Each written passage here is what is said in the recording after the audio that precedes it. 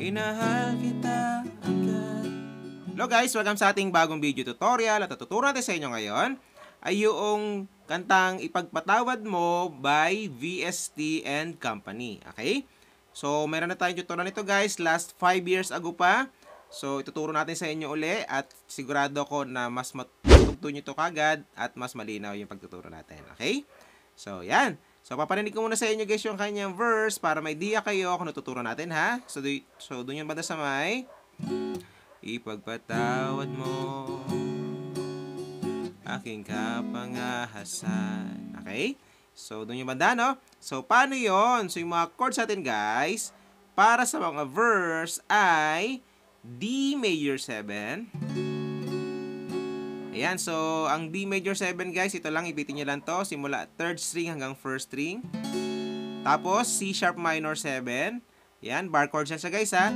Pero dalawa lang naman yan, nakaipit. No? 4th string ito, 2nd string naman ito. Okay? Tapos, F sharp minor, ganyan. No? Kung hindi nyo kaya guys yung C sharp minor, pwede naman ganito. Ganyan. Yan. Tapos, ang istramin nyo lang simula 3rd string hanggang 1st string. Tapos, ang shortcut naman ng F sharp minor ay iurong nyo lang to dito, tapos ilagay nyo to sa 4th string. Ganyan. Ganyan. So, ganyan yung shortcut ng F sharp minor. Tapos, yung C sharp minor, ganito naman. Ganyan. Ayan. Pero, practicein nyo pa rin guys yung bar chords ha. So, 2 times yung gagawin yan, guys. Tapos, pupunta kayong second line ng mga chords. So, B minor 7. So, ang shortcut ng B minor 7, pareho lang din sa C sharp minor 7. Ganun lang din. Inurong nyo lang ganyan. Okay? So, ganyan siya, no? Tapos, pupunta kayong C sharp minor 7. And then, F sharp minor. So, 2 times yung gagawin yan, guys. Pag nagawa nyo na 2 times, ay pupunta kayong third line ng mga chords. So, doon na yun banda sa may B minor. B minor 7, tapos E7. So, yung E7 guys, para lang siyang E, pero tinanggal nyo to. Na? Ayan. So, ganun lang kadali guys yung mga chords niya, no? So, meron siya mga bar chords, pero meron tayong ginawang shortcut para hindi kayo mahirapan at masaktan. Okay? So, yan. So, paano naman yung ating strumming pattern para sa buong kanta? So, ganito lang. Halimbawa, naka D major 7 kayo. Yung wala sa loob ng line, ganito yung kanyang strumming pattern. So, down, up, down, up, down, up, down, up, down, down, up. Tapos, yung nasa loob ng line, guys, yung dalawang chords na nasa loob ng line, hahatiin nyo sa kanilang dalawa yung strumming pattern. So, ganito yung unang chords na matadaanan nyo. Halimbawa, yung C sharp minor 7, down, up. Tapos, lipat na kayo ng chords, C sharp minor 7, down, up. Tapos lipat kayo ng chords. Yung second chords ay down, up, down, up. Okay, so ganun siya, no? So, ulitin natin. Down, up. Tapos, down, up, down, up. Pag mabilis ay ganito. Okay? So, ganun siya, guys, no? So, para mas makuha nyo, kanta natin yung mga verse. So, pwede nyo ako sabayan, ha? So, dito tayo sa Ipagpatawad mo aking kapangahasan, binibini ko, pangalawa na, sana'y maintindihan, alam kong kailan lang tayo nagtagpo. Second na naman chords na to ha. Ngunit para lang sa'yo, ayaw nang lumayo. Tapos, third line ng mga chords na, Ipagpatawad mo, ako may naguguluhan. Okay? So, ganun siya guys, no? So, ganun lang kadali guys yung mga verse. So, after nun, ay pupunta na tayo mga chorus.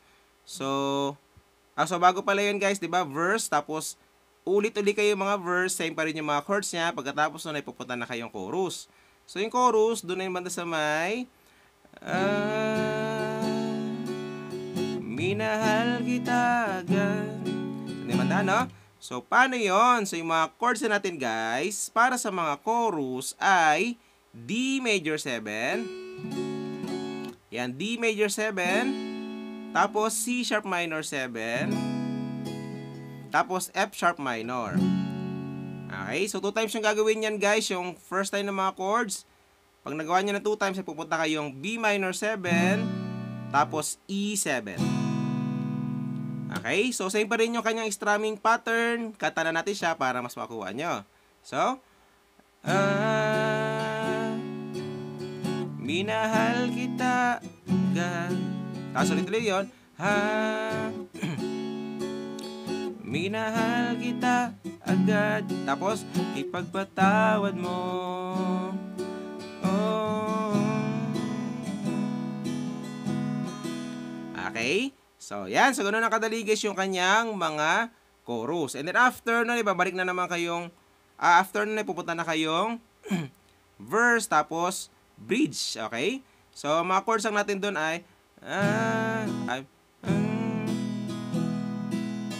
tapos F, E, tapos F sharp minor. Tapos, 2 times yung gagawin yan guys. Pag nagawa nyo na 2 times, ay pupunta kayong second na ng mga chords. So, A major 7. Yung A major 7 ay ganito. Second string, third string, tapos fourth string ito. Ayan. So, sana naman. Tapos D sharp minor, ipagpatawad mo. C sharp minor. Ito. Ayan, okay. So, ulit natin. D sharp minor.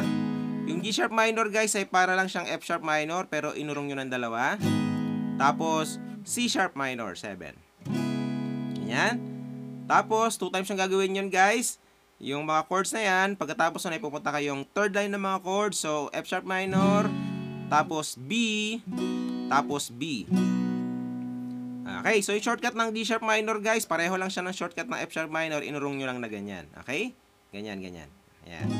Okay? Tapos yung B naman, ang shortcut niyan, ganito lang. Ayan. So, yan. So, para mas makuha nyo guys, kanta natin yung mga bridge, okay? So, di ba? Minahal kita agad. Kita. Tapos, sana naman ipagpatawad mo alabisang kabilisan ko. Tapos F sharp minor, tapos totoo B, tapos B ulit. Ayan. Okay, so ganun siya guys, no? Pagkatapos nun ay pupunta na kayong outro. So mga outro guys, ang mga chords nandun ay E, B. Okay, so yung E, B ay 8 times yun siyang gagawin. Okay? So, pagkatapos nyon ay tapos na yung buong kanta. Okay? So, pagsama-samahin nyo lang guys yung lahat na tinuro natin at matutugtog nyo na yung buong kanta. Okay? So, hindi sa bago nyo matutugtog guys. Ito tayo sa next video natin. Bye!